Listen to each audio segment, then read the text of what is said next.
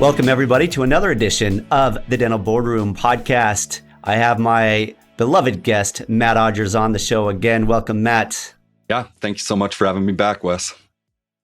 If you've been listening to some of our recent podcasts, you're seeing Matt is a regular. We recently did one on the purpose of escrow in a dental practice sale. And right now, we're in the middle of a series on dental practice transitions. And so we're covering a lot of the topics to help potential sellers and buyers become really versed in that process so they go into it like a pro. And this series is being double broadcasted on the Dental Boardroom podcast, but also on our other podcast called the Dental Practice Sale Podcast, which is attached to our company called practiceorbit.com, which is centralizing practice sales into one location and helping provide technology and tools for buyers and sellers to navigate what is a relatively complicated transaction known as a dental practice sale. All right, Matt, so we got a cool subject today that's going to be near and dear to your heart, and one that I'm also grateful for, which is, what do attorneys do in a dental practice sale? So if I'm a buyer or a seller, I'm going to have you educate me on your role so I know how to leverage you to the max to protect myself and to navigate that transaction in an intelligent way. All right, let's kick this off, Matt. I'm going to just ask you a couple questions here. That would be great. If you just bullet point for me and the listeners, what are the main documents or the main features in the dental practice sale that you address as an active dental transaction attorney? Yeah, absolutely.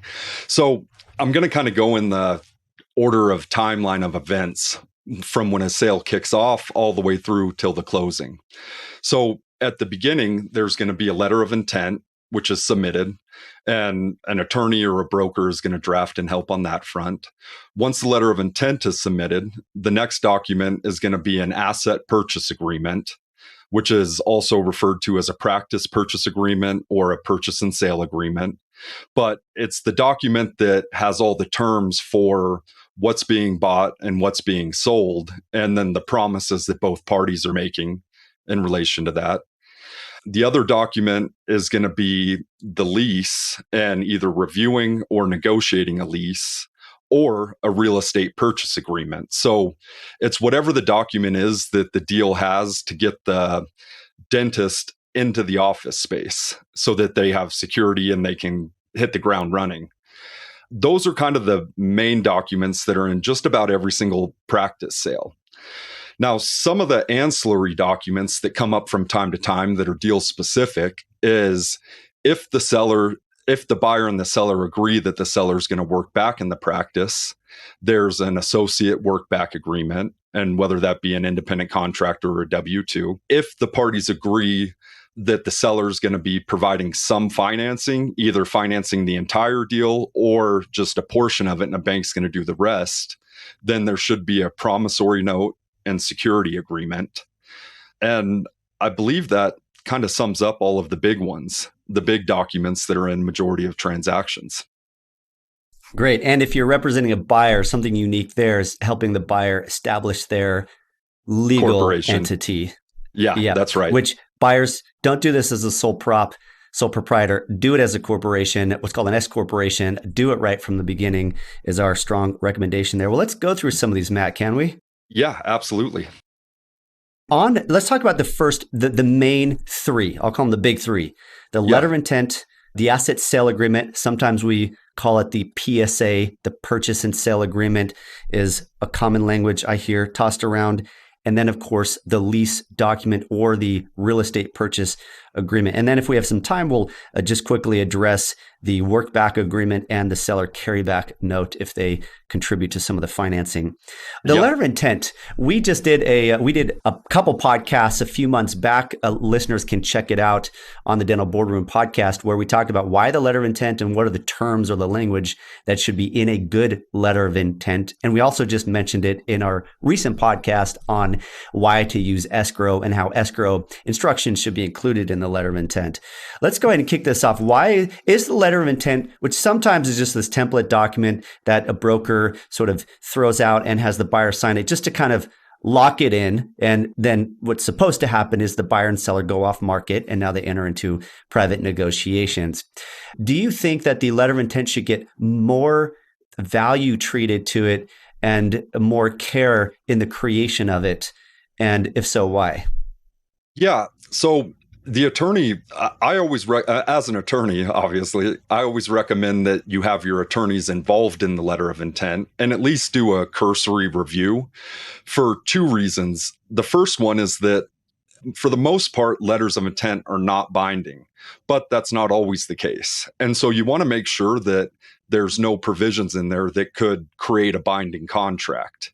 And so an attorney can help you kind of navigate that side of it. So when it comes to the business terms in the letter of intent, the attorney can help advise on, what they've seen in the past and kind of point you in the right direction. But a lot of times you're going to lean on a practice consultant or a CPA or a valuations expert to help you know what you're going to offer. The attorney's role is more geared towards making sure that those terms are properly documented in the letter of intent, and then determining which terms you want to leave out to be negotiated in the purchase agreement. Once a term is in the letter of intent, it can be changed, but it can be a bit of an uphill battle. So you do want to make sure that you've kind of thought through all of the different terms and that you're good to go on that front. Yeah, I'm going to use the word anchor. The LOI tends to anchor everybody to specific terms, particularly the price. And so let's say you're now after LOI, you're into due diligence and something comes up and you as a buyer feel like the price justifiably should be reduced. That is much harder said than done because sellers start to plan their whole life on that amount that's on the LOI. So this is where an ounce of prevention is worth a pound of cure, in my opinion, on this.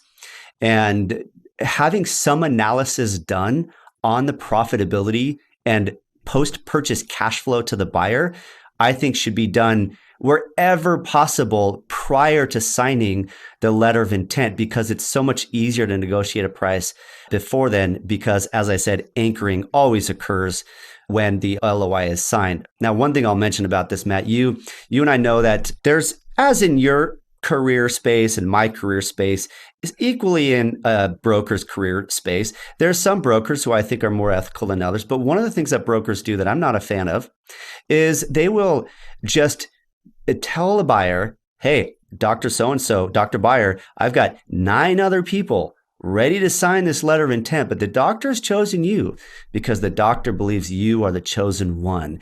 But you got it signed by tomorrow at 2:00. Otherwise, you're going to lose this because I'm going to go to the next person.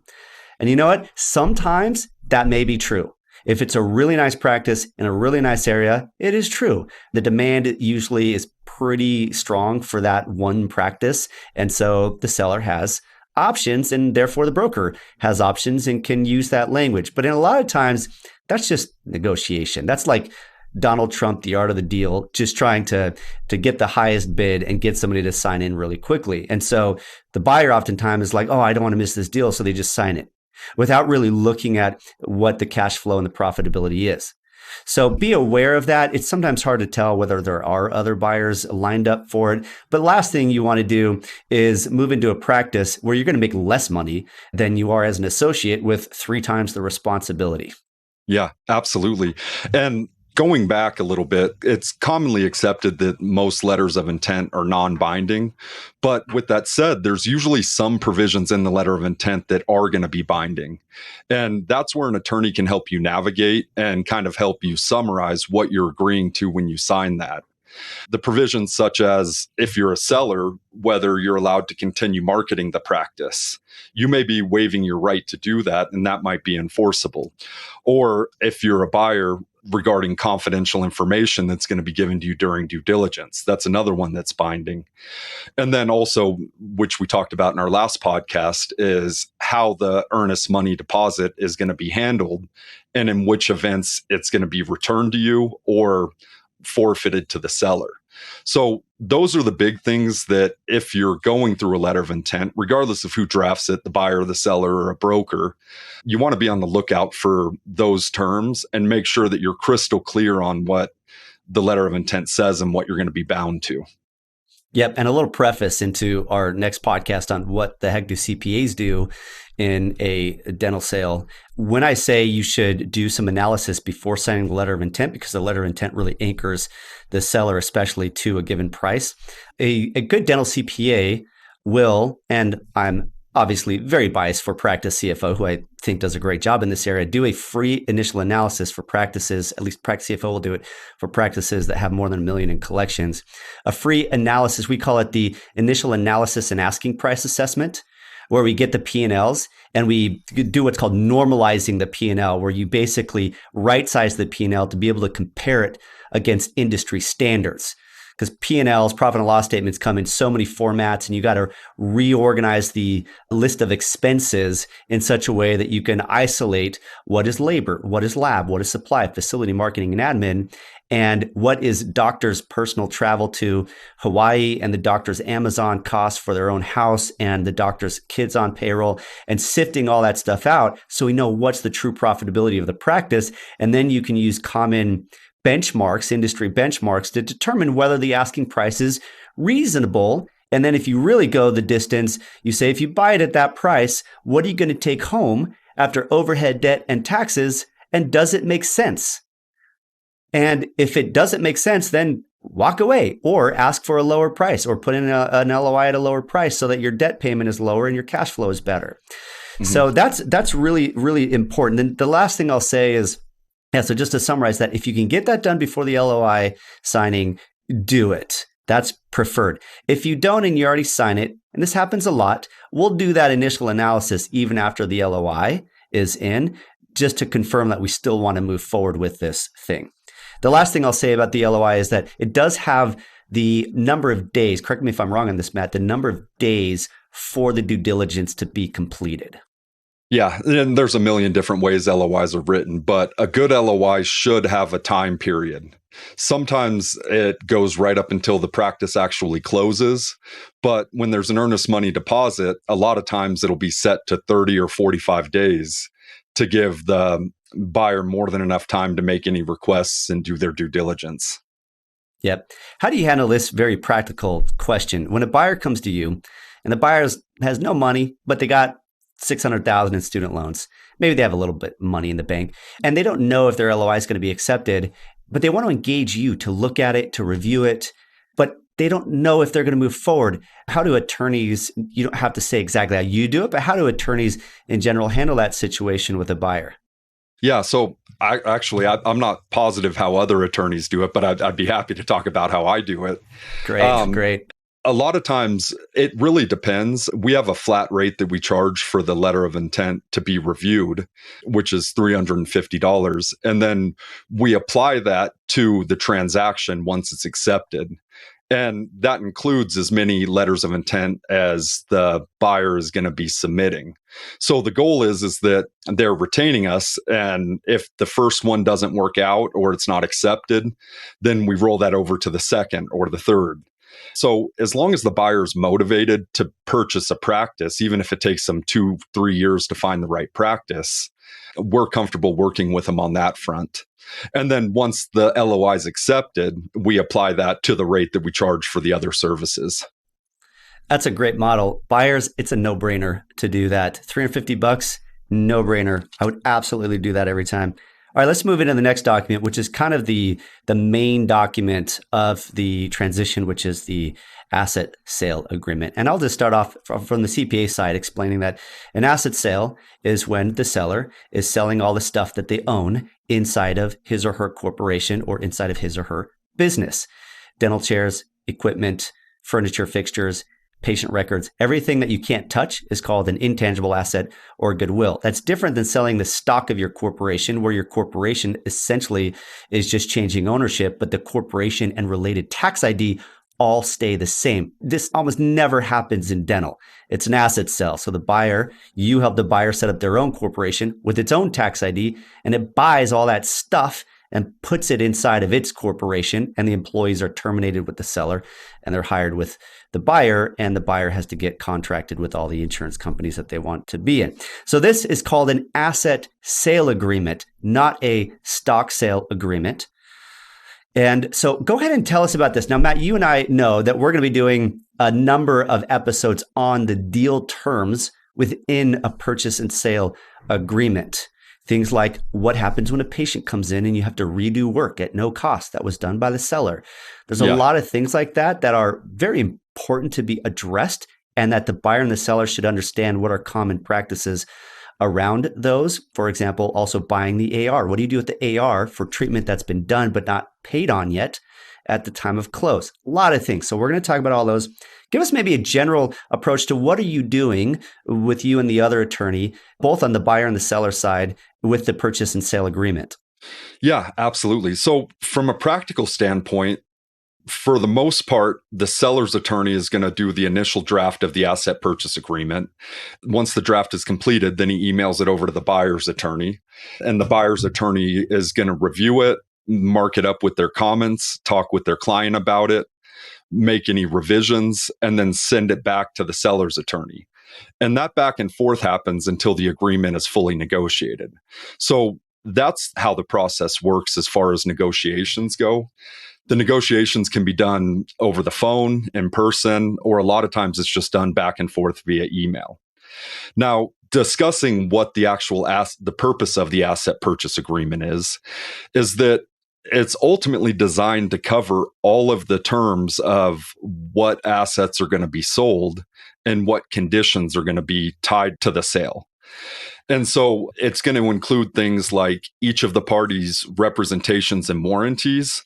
The seller is going to be making a handful of promises, which are called representations, saying that these are things that have happened in the past that are going to apply to the assets. So for a piece of equipment, an example of a representation would be that the seller has properly maintained the equipment, or when it comes to billing, that the seller hasn't overbilled. Or another promise may be that the seller represents that all of the financials are accurate. On the buyer's side, with the promises that the buyer is making, there are usually a lot less promises that the buyer has to make. They have to promise that they're going to pay the purchase price. And then they have to promise that they don't have any, outstanding litigation or things like that, but it's quite a bit less. And then the purchase agreement also should define exactly what assets are going to be included, what assets are going to be excluded, and then how to handle matters that arise after the sale that are a consequence of something that happened before the sale. So all of those things, and that's a very high level there, we'll have another podcast where we go into the weeds on all of the specific provisions. But the walkaway point here is that this is kind of the main agreement that discusses how the transaction is going to happen, and that you come back to if there's ever a problem post-transaction. So it should be very detailed. It's important that you work with somebody who's familiar with dental terms instead of a general business attorney, because you don't want them to overlook something like how to handle patient retreatment after the sale. A general business attorney might not understand that that's something that does come up from time to time. So all of those things are going to be included. And the other big one is going to be the allocation of the purchase price, which as an attorney, we work closely with the client's CPA to negotiate the allocation. In working on a few occasions over the years with a seller or a buyer whose attorney is not dental specific, and I find that they end up coming to me to ask all sorts of questions around these deal points because they don't know what the industry standards are, which is why I highly advocate, even if it costs a little bit more for the specialty knowledge, that you have somebody who's done this a lot, i.e. a dental specific attorney. Yeah, absolutely. And so either they're going to miss something, and ultimately, regardless of whose side you're on, whether you're a buyer or a seller, it benefits both sides to have every single condition discussed and agreed upon so that there's clarity. Without that clarity, that leads to disputes and issues in the future. So a lot of times when there's a non-dental attorney on the deal, there's a lot of explaining as to why all these provisions are needed. But also, a lot of times there'll be pushback on something that really doesn't impact either the buyer or the seller, just due to lack of understanding. So working with dental specific attorneys on both the buyer and the seller side is going to lead to a lot smoother transaction. And that smoothness maintains the goodwill between the parties. So there's not this animosity that can come up when there's a bunch of bickering back and forth between attorneys during the negotiation. One feature in the purchase and sale agreement I'll mention here, even though we'll probably have an episode dedicated to this, and this is in my space a little bit more, but this is one of the most important aspects in the purchase and sale agreement is how are you allocating out the purchase price across the various assets? They have significant tax implications to both the buyer and the seller. And so that's a feature to always look out for, that the attorneys are usually recruiting the CPAs in order to determine what that is. Is it safe to say, Matt, that like here in California, there's a set of dental attorneys that you and I know virtually all of them, and that when working with them, you sort of know what's a material point and an immaterial point, and that you all sort of can speak a common language to get through the deal points relatively quickly? Or do you find that a lot of times it does get a bit aggressive or hostile and one attorney's just not being terribly reasonable on behalf of their seller?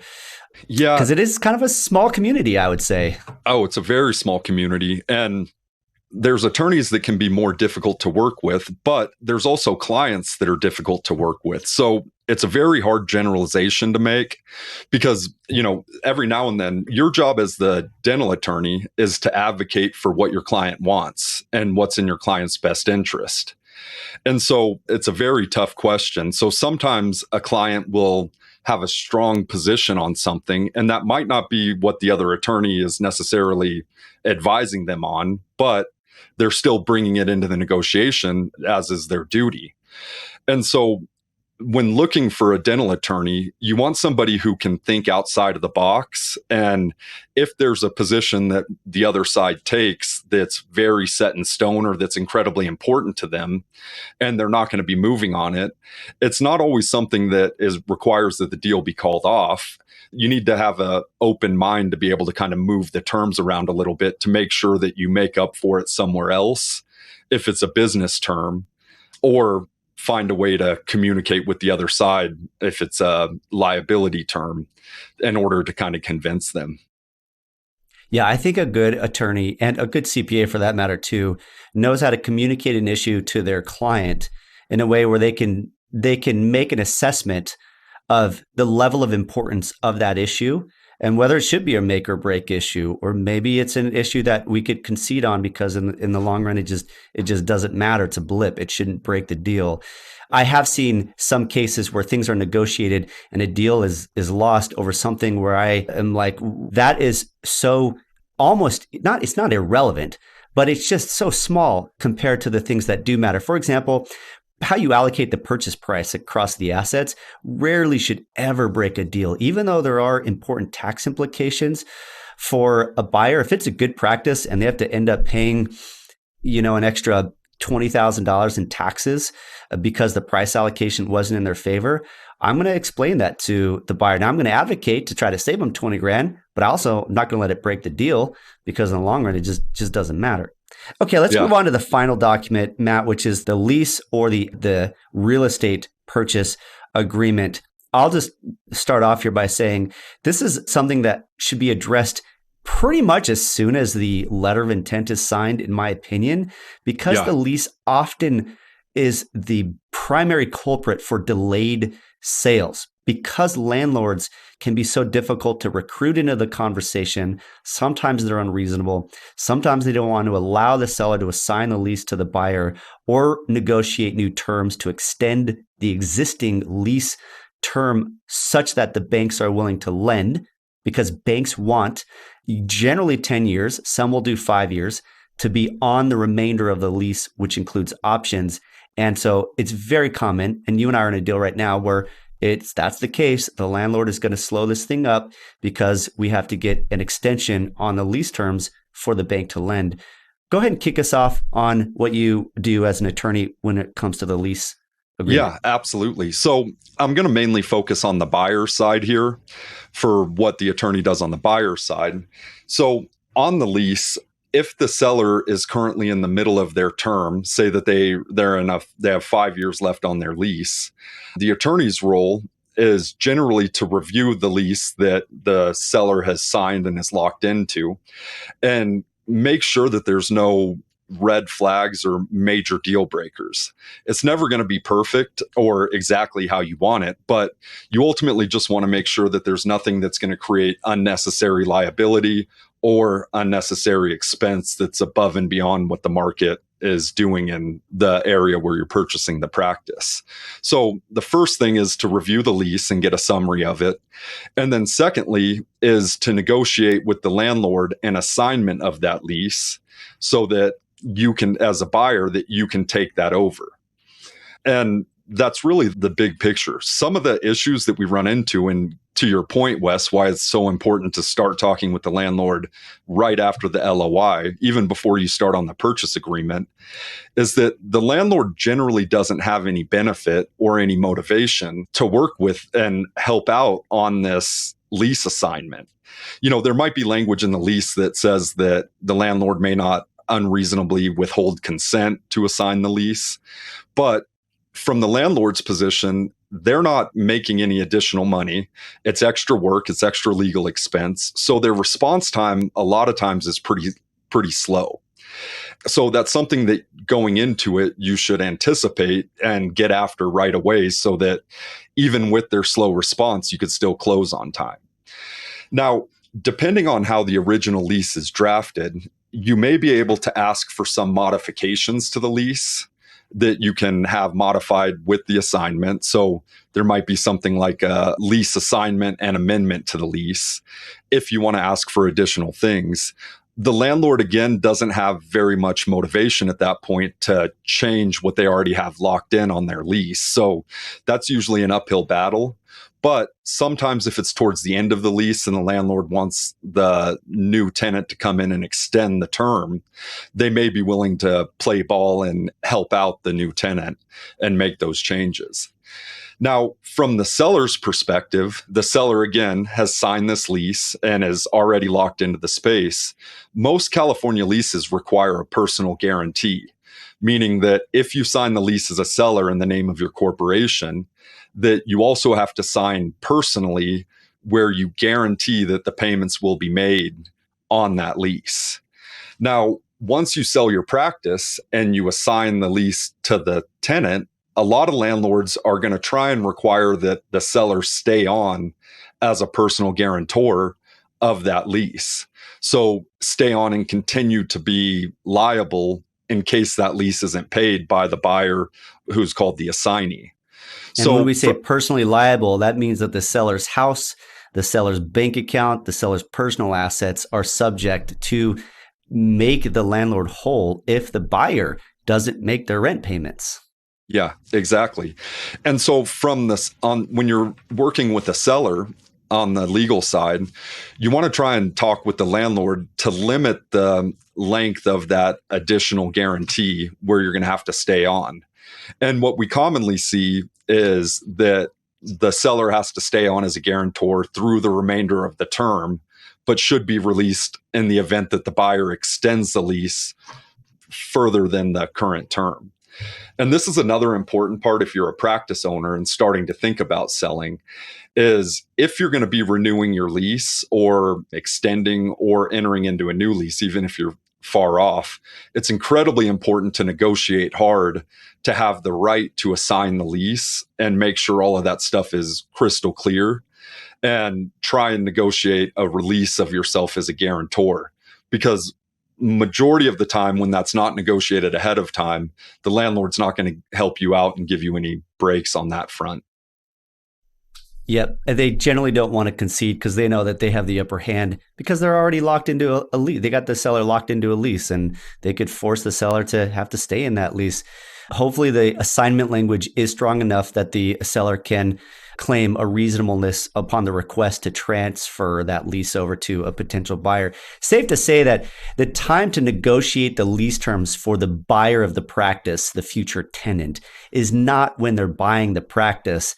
At that point, they're just trying to get the existing lease to be assigned to them. That's a win right there. Then when the terms expire and it's time to renew the lease or add more options, that's the time to negotiate with the landlord. Yeah, that's exactly right.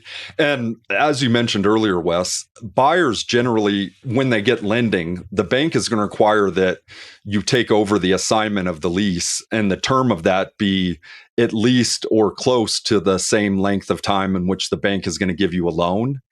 And so that is the one thing that we do have success in negotiating with landlords is if there's only a year or two left on the lease, having an amendment to extend or transfer options to extend the lease. And when you go to exercise those options, you may be able to renegotiate at that time. Yeah, I think where the buyer needs to be careful of is in the case, and this isn't often, but in the case where a landlord is wanting to repurpose that unit being leased out by the selling dentist to a different purpose, maybe a retail property rather than a dental office, then once that lease is up, the dentist essentially is going to have to move. Most of the time, landlords love dental tenants. They're stable, they pay the bills. So usually it's a pretty safe bet that you're going to be able to extend that lease as a buyer once it comes due. Yeah. And real quick, we've been talking because majority of the time there is an assignment. Sellers generally don't wait until the end of their lease to sell their practice, but that does come up from time to time. So once in a while, if the seller is on a month-to-month lease, or if the seller owns the real estate, or if it's coming to the end of their current term, you may be in a position where you get to negotiate a brand new lease. And if you're negotiating a brand new lease, then it's all game. We can negotiate aggressively on your behalf to get a good deal. And then with the assignment rights and all of that stuff. The other path is if the seller owns the real estate and you're also going to be purchasing the real estate. And when that happens, you're not worried about the lease. You're going to negotiate what's called a real estate purchase agreement. And it's a different path altogether. And those are a little bit more cut and dry. They're a little bit more boilerplate documents, and can be a cleaner process. But there's additional inspections and things like that should be taken into account. Yeah, and a lot of times when the seller owns the building, which isn't infrequent, it's fairly common for sellers to own their building. I advise it to my clients if they have the chance to buy it at a reasonable price. But when it comes to selling the practice, for me, it feels like around 60 to 70% of the time, the seller wants to retain ownership of the building to have this secure income stream in retirement. And that's the case where absolutely you can negotiate all the terms of a lease because it's essentially the first time that a true lease is being drafted up in that case. And also, it's a very good idea at that point, I've seen, if you're the buyer, to build into that lease a first right of refusal such that if the seller decides to sell the building, that you have the ability to be the first one in line at a given price. So if somebody else comes in and offers a higher price than you just, if you're willing to bring up the price to that same level, the seller or the owner has to sell it to you at that price. Matt, any final comments on the lease? No, I think we'll do another one of these podcasts where we get into the weeds on it and look for specific provisions to avoid. But I just wanted to kind of highlight how the process works and kind of what to expect for both buyers and sellers. Great. And in terms of the other two more incidental, the workback agreement and the seller financing note, suffice it to say that the workback agreement, oftentimes the seller decides to stay on as an associate, they scale back. That's just a normal associate agreement.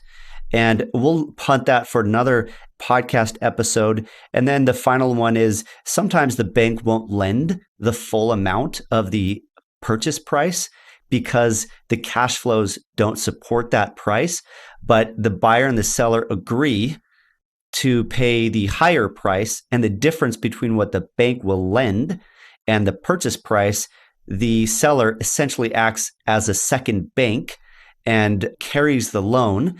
And so you'll have essentially two loans, the buyer, one to the bank. on the main portion of the lending proceeds, and the second one to the seller for the difference. So you're making 2 monthly payments, and there should be a security note to outline the terms of that seller carryback note. And we can also do a separate podcast episode addressing when, why, as a buyer, should you be willing to pay a higher price when the bank isn't willing to lend at the higher price? There's more depth of discussion we could jump into there. But I think this has been very educational, hopefully for our listeners. Our next episode is going to be on what CPAs do in a dental practice. So stay tuned for that one. Yeah. Thanks, Wes.